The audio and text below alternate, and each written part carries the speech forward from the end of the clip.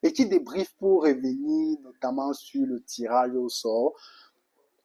Pardon, le tirage au sort de la Coupe du Monde qui s'est fait hier. Je n'ai pas nécessairement fait des vidéos là-dessus parce que j'étais occupé à ce moment donné là. Je gérais notamment une transaction avec un client.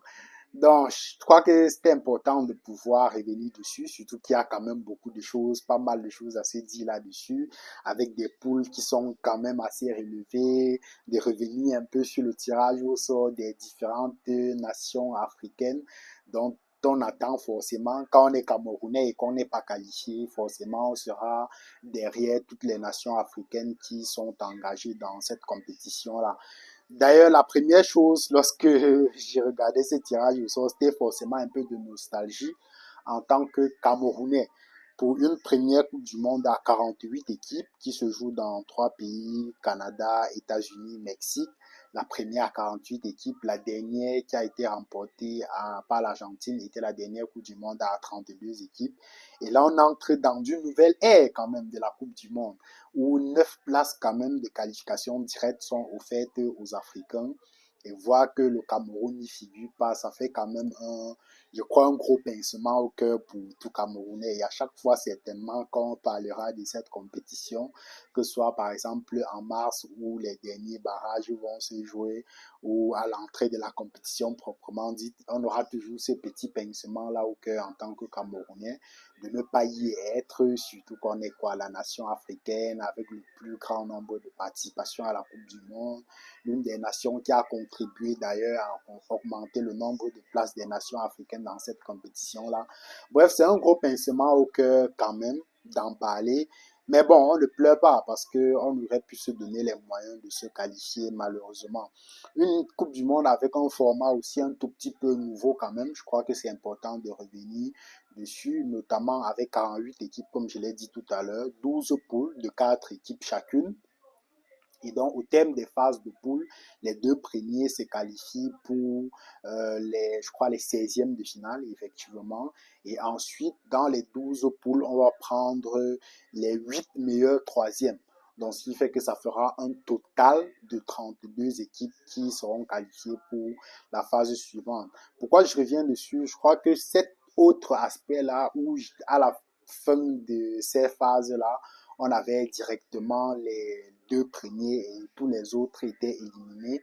Ces 8 meilleurs troisièmes qui seront repêchés, je crois que ça donne aussi un peu plus de chance quand même aux nations africaines où, voilà, parfois en allant chercher un match nul, j'ai envie de dire une victoire face à la plus faible équipe de ta poule et en essayant de gérer un goal à virage et de ne pas encaisser de but, ça peut faire qu'à la fin, on ait plus d'équipes africaines qui poursuivent dans ce deuxième tour-là à élimination directe de la Coupe du Monde.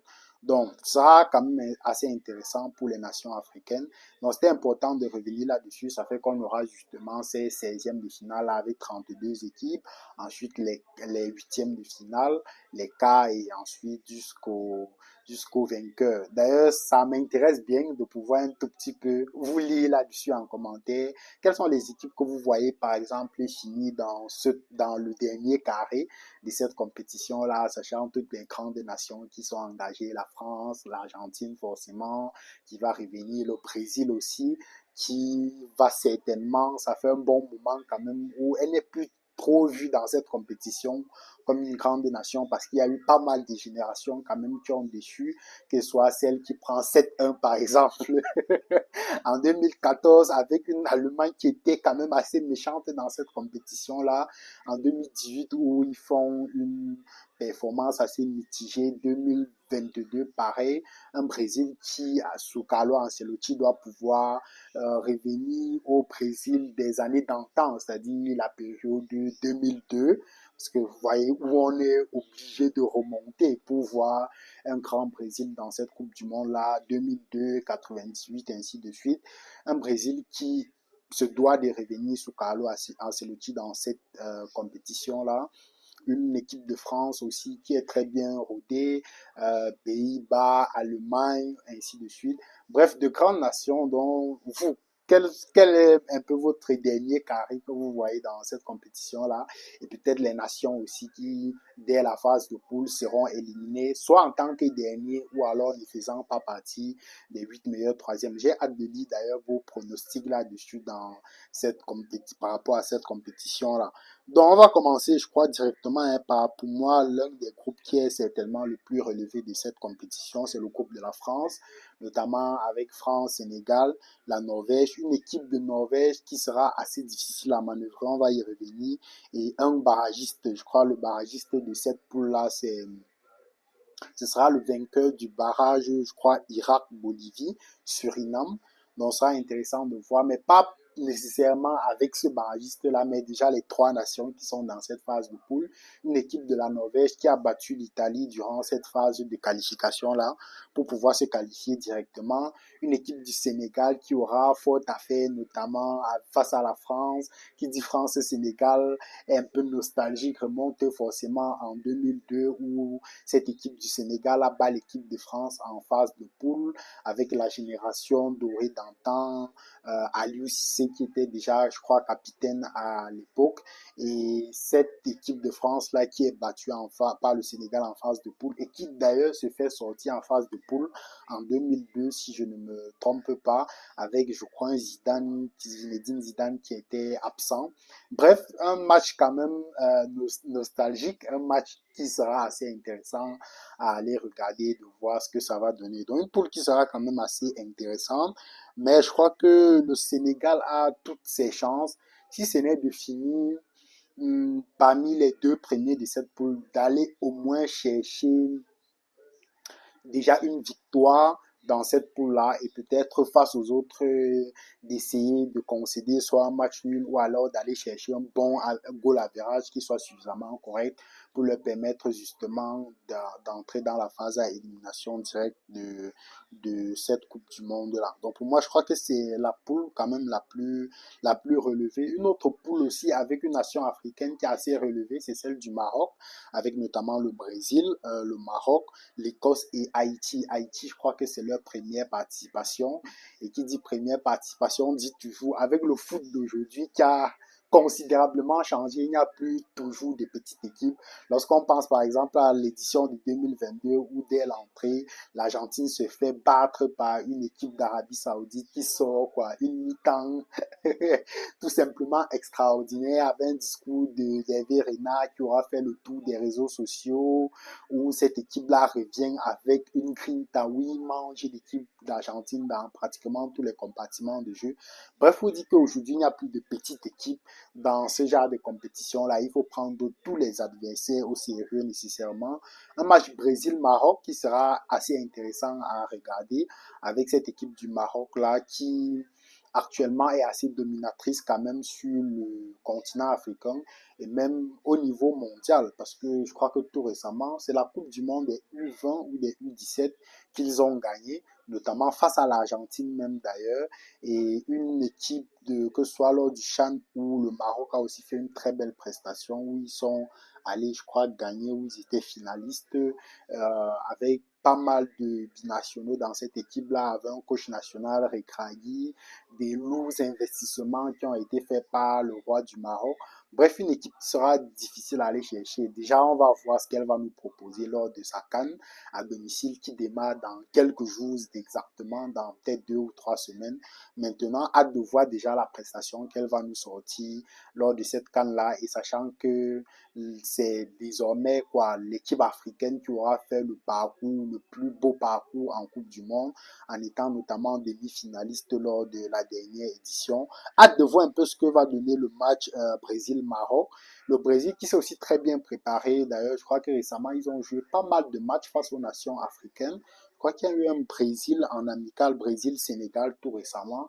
Et donc, ça leur permet d'avoir, j'ai envie de dire, de se frotter déjà à ce foot africain-là qui est toujours assez particulier. Hâte de voir ça. Une équipe d'Écosse aussi qui a pas mal de joueurs quand même, avec un Scott McTominay qui fait la saison dernière fait une très belle prestation en Série A, qui cette saison est un peu moins en forme, mais ça reste un très grand Scott McTominay, avec plein de joueurs d'Écosse qui jouent aussi en Première Ligue, qui ont justement cette capacité-là de permettre à cette équipe d'avoir un niveau qui soit considérable, que ce soit par exemple avec, je crois, Robertson qui joue dans cette équipe-là, Scott McTominay, l'ancien Gunners, comment il s'appelle, j'oublie le nom, latéral, Tierney aussi, latéral, Tierney, ancien Gunners. Bref, une équipe quand même d'Écosse qui est aussi intéressante sur le papier d'ailleurs. Ça fait que c'est aussi un groupe qui sera assez intéressant à regarder. Mais je vois très bien le Maroc sortir de cette poule-là. Si ce n'est en étant deuxième, d'aller quand même chercher une place dans, j'ai envie de dire quoi, les 8 meilleurs troisièmes de cette compétition-là. Vu la prestation passée, ils ont tout intérêt à ne pas être éliminés en phase de poule. Hâte de voir un peu ce que ça va donner dans cette poule-là. Haïti, comme je l'ai dit, qui est le petit pousset, je crois, première participation. Hâte aussi un peu de voir ce que ça va donner. Une autre poule qui est assez intéressante à mon avis, c'est celle de la Côte d'Ivoire. Comme je l'ai dit, j'aurais un accent particulier sur les équipes africaines parce que pour moi déjà, quand le Cameroun n'y est pas forcément, on aura un penchant beaucoup plus pour les équipes africaines et en tant que supporter de Lionel Messi, forcément un penchant aussi pour l'Argentine. Donc une équipe de la Côte d'Ivoire qui est assez intéressante quand même, qui sera assez difficile pour cette équipe de la Côte d'Ivoire là, notamment, pardon, avec l'Allemagne, avec la Côte d'Ivoire, avec l'Équateur et Curaçao. Je crois que c'est comme ça que ça se lit.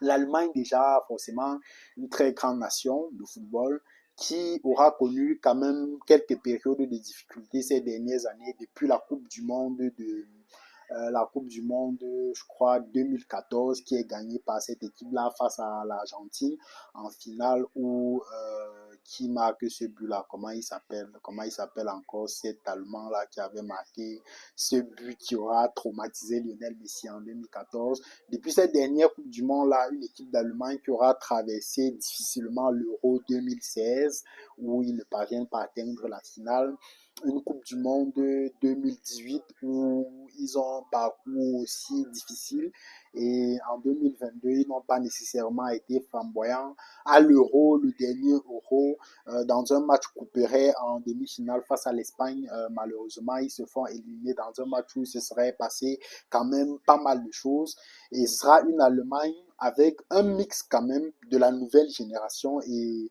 de l'ancienne génération. L'ancienne génération avec notamment, par exemple, des Joshua Kimmich qui sont des tauliers de cette équipe-là, Antonio Rudiger devant la défense qui sont des tauliers de cette équipe-là. Et avec la nouvelle génération, Voltemade devant, attaquant de Newcastle, euh, qui d'autre encore avec cette équipe d'Allemagne avec Florian Wirtz par exemple qui peine à trouver ses marques à Liverpool. Bref, une équipe d'Allemagne qui a, je crois, un très bon mix entre la nouvelle et cette ancienne génération là et avec les doyens aussi, comment ne pas l'évoquer, Manuel Neuer qui aura décidé peut-être jusqu'à sa retraite de lui à Ter Stegen.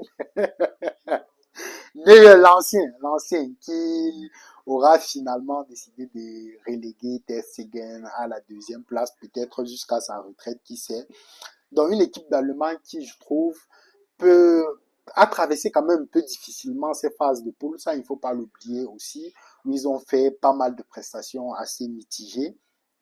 Hâte de voir ce que ça va donner avec une équipe d'Équateur aussi. Je vois beaucoup les Ivoiriens parler de cette équipe d'Équateur comme si c'était une petite équipe et j'ai envie de leur rappeler qu'ils ne savent pas de quoi ils parlent lorsqu'on parle du football sud-américain avec cette équipe-là qui est suffisamment physique, qui va jouer certainement avec beaucoup d'intensité, qui a une très belle assise défensive aussi, avec des joueurs comme notamment Pacho au PSG, avec Incapié dans cette équipe qui s'impose davantage dans cette équipe d'Arsenal là avec les blessés au milieu de terrain, avant d'arriver au milieu de terrain, des latéraux comme Estupinian aujourd'hui à Brighton, au milieu de terrain avec des joueurs comme Caicedo, Moises Caicedo, bref une équipe de l'Équateur qui a quand même de très bons joueurs sur pratiquement toutes les ligues. Donc, ce qui fait que c'est une équipe assez équilibrée qui joue beaucoup physique avec beaucoup d'intensité. Et connaissant un peu l'équipe de Côte d'Ivoire qui a toujours du mal à répondre à l'intensité à chaque fois qu'elle est confrontée à ça, je crois que ce sera assez difficile pour cette équipe-là dans cette poule-là. La dernière équipe, c'est Curaçao, qui est d'ailleurs une petite île ou quoi, petite île, je crois, de 156 000 habitants, comme ça, une île un peu comme celle du Cap-Vert, où la plupart des nationaux de cette équipe-là sont des joueurs qui viennent, je crois, du Pays-Bas, si je ne me trompe pas. Donc, ce qui fait que c'est pas une équipe que je connais nécessairement, mais cette île-là, elles ont souvent l'avantage que pour les joueurs qui voient que voilà, c'est un peu difficile de pouvoir s'imposer aux Pays-Bas avec tout l'effectif qu'ils ont, se rabattent justement dans cette île-là. Et ça fait que ce ne sera pas une équipe à négliger aussi facilement. Donc, ce qui fait que je trouve que la Côte d'Ivoire est dans une poule assez difficile quand même. Il sera difficile d'aller chercher une victoire face à l'Allemagne. D'ailleurs, je crois qu'ils avaient un match amical qui était prévu en mars, si je ne me trompe pas. Je crois qu'il y avait un Côte d'Ivoire-Allemagne prévu en mars. Est-ce que ça va toujours se jouer ou alors peut-être ils vont décider d'un commun accord de ne pas jouer ce match amical-là. Une équipe d'Équateur dont je trouve que la Côte d'Ivoire aura du mal à aller chercher les 3 points et une équipe de Curaçao dont on ne sait pas toujours comment la manœuvrer. Je suis un peu craintif pour la Côte d'Ivoire dans cette poule-là. Maintenant, hâte de voir forcément ce que ça va donner, bien que n'étant pas très très confiant dans cette équipe-là. Une autre équipe où il y a une équipe africaine, c'est celle de la Tunisie, les Pays-Bas, Japon, Tunisie et un barragiste notamment, je crois le barragiste le barragiste, le vainqueur du barragiste, je crois Ukraine, euh, Pologne, Ukraine, Pologne, Albanie, Suède. Donc le vainqueur de ce barragiste-là va s'intégrer justement dans cette poule F-là des Pays-Bas, du Japon, de la Tunisie.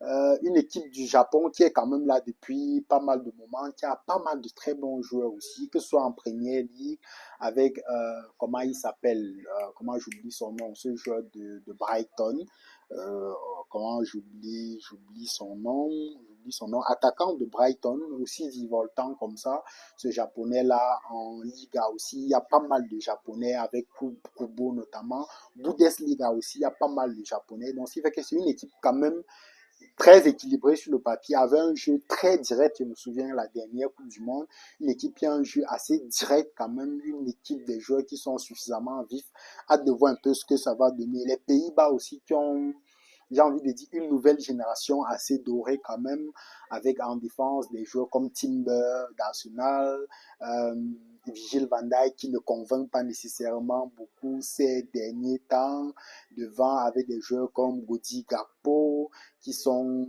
Frenkie de Jong, Liverpool, Ryan Gravenberch. Bref, une équipe qui a de très très bons joueurs, une équipe des Pays-Bas qui a de très très bons joueurs.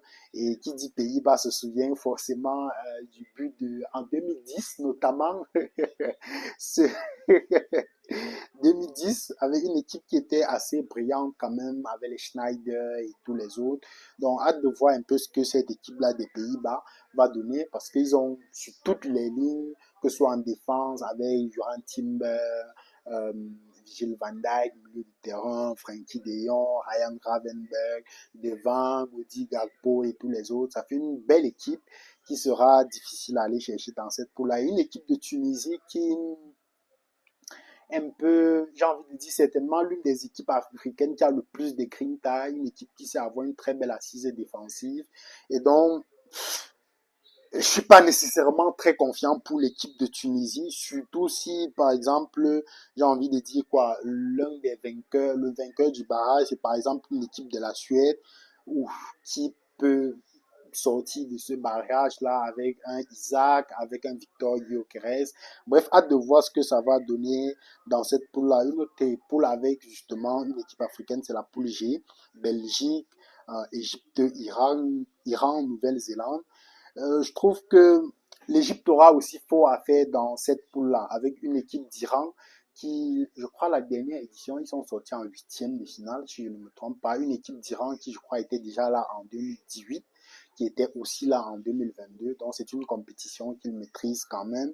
La Belgique aussi, qui est une génération dorée quand même, avec pas mal de joueurs, avec le coach qu'ils ont d'ailleurs changé tout récemment, Rudy Garcia, les Jérémy Doku et tous les autres, les anciens qui ont certains pris leur retraite déjà, un Kevin De Bruyne aussi, qui est d'ailleurs blessé actuellement, espérant qu'il va vite revenir et aussi prendre le rythme pour cette Coupe du Monde-là. Mais dans cette équipe, je vois très bien l'Égypte qui a sa carte à jouer. Que ce soit la Belgique, c'est pas une équipe qui est la plus flamboyante d'Europe. En tout cas, dans les têtes de série, je crois que c'est l'une des têtes de série quand même qui peut être prenable et qu'on peut aller chercher facilement. L'Iran, c'est une équipe qui maîtrise très bien la compétition aussi, comme je l'ai dit tout à l'heure. La Nouvelle-Zélande qui est aussi là. Et voilà, je crois que l'Égypte a sa carte à aller jouer dans cette équipe-là en essayant de prendre le maximum de points. Mais si elle ne finit pas deuxième, qu'elle ait quand même un bon nombre de points avec un bon goal average pour aller finir parmi les meilleurs troisièmes. Dans une autre poule aussi intéressante, c'est celle forcément de, peut-être je vais finir par celle de l'Argentine. Je vais finir ce débrief avec celle de l'Argentine. Voilà, c'est peut-être celle du Portugal. Portugal, Ouzbékistan, Colombie, avec un barragiste, je crois, le barragiste de la RD Congo, de la Jamaïque et la Nouvelle-Zélande.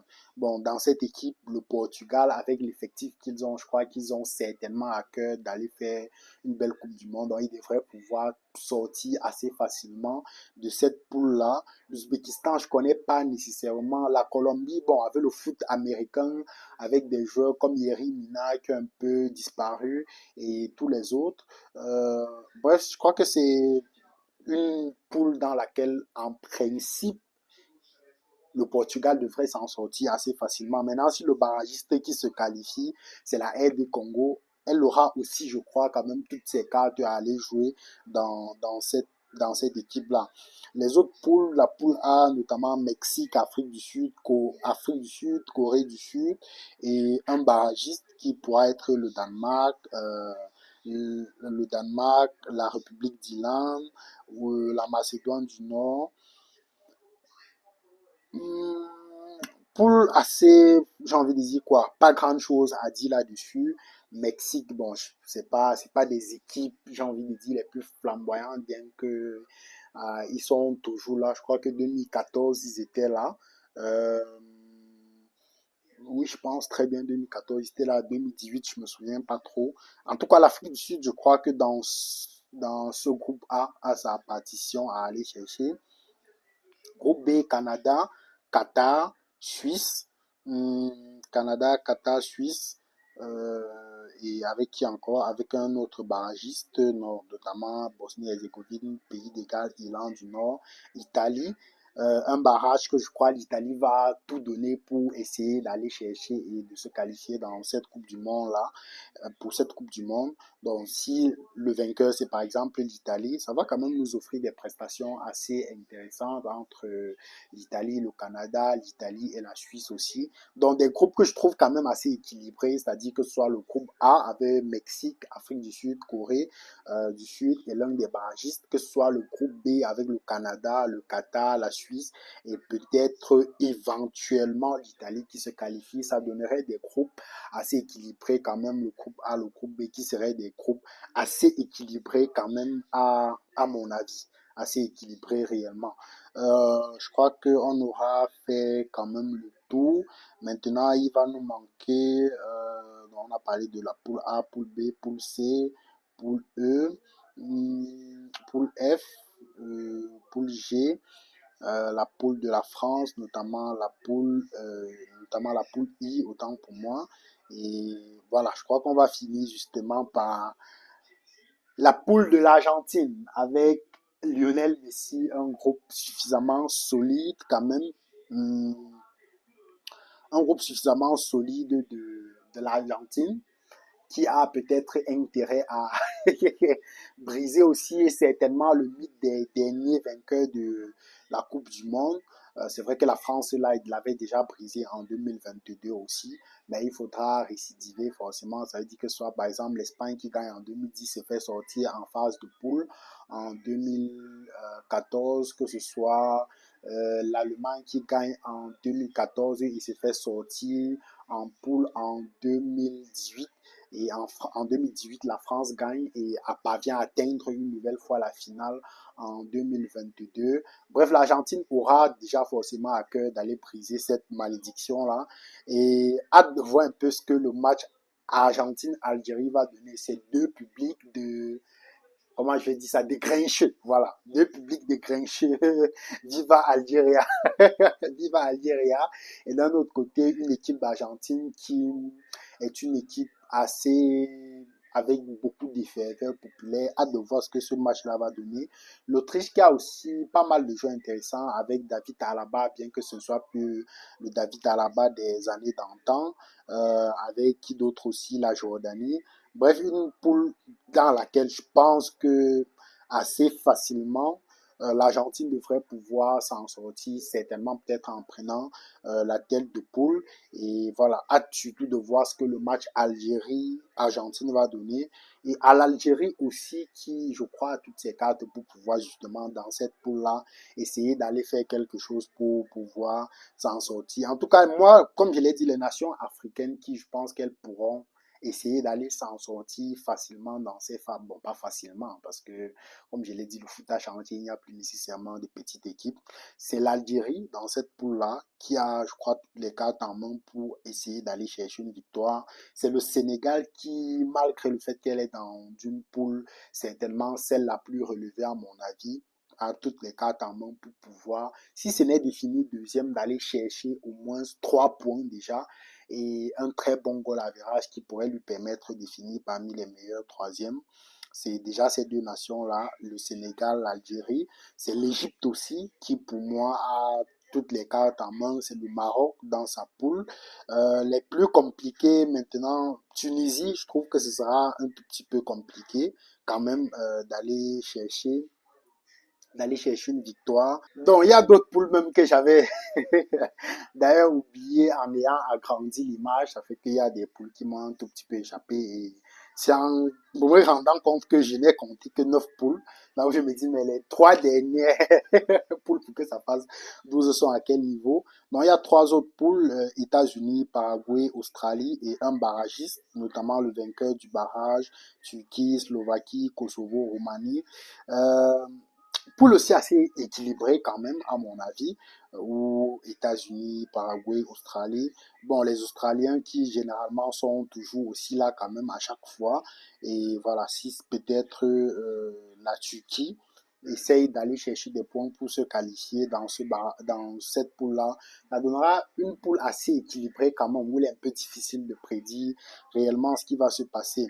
La poule H, cette fois, avait l'Espagne, le Cap-Vert, l'Arabie Saoudite, l'Uruguay. Une poule aussi qui est assez équilibrée, à mon avis.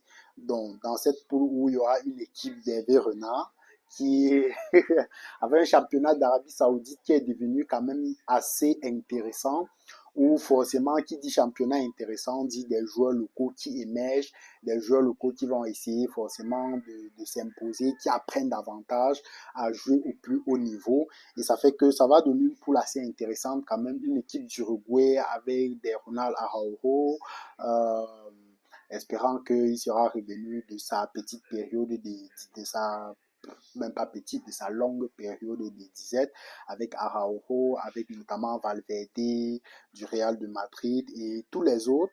Une poule qui sera assez intéressante. Et l'outsider qui est le Cap Vert, qui aura, je trouve, quand même pas mal de difficultés dans cette poule-là, que ce soit déjà face à l'Espagne, qui sera une des équipes la plus difficile à manœuvrer dans cette Coupe du Monde-là, parce que déjà l'assise défensive ils l'ont, la maîtrise de balle ils l'ont, et surtout ils ont un élément qu'ils n'avaient pas les années antérieures, c'est ces joueurs-là qui sont cliniques et qui sont capables de faire la différence face au bloc bas, avec des joueurs comme Petri, avec des joueurs comme Lamine Yamal, Nico Gonzalez et tous les autres.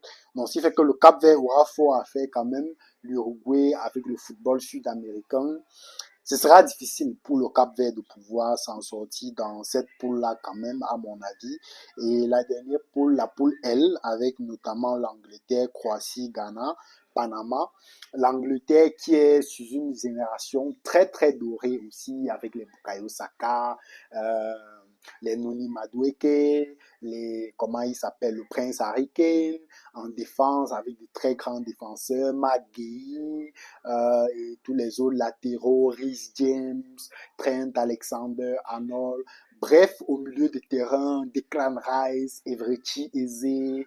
Bref, que de top players vraiment en Angleterre, avec un coach aussi qui s'est très bien intégré dans cette équipe-là, qui construit quelque chose quand même de solide. Ça fait que ce sera une équipe qui sera, je trouve, assez difficile à le manœuvrer.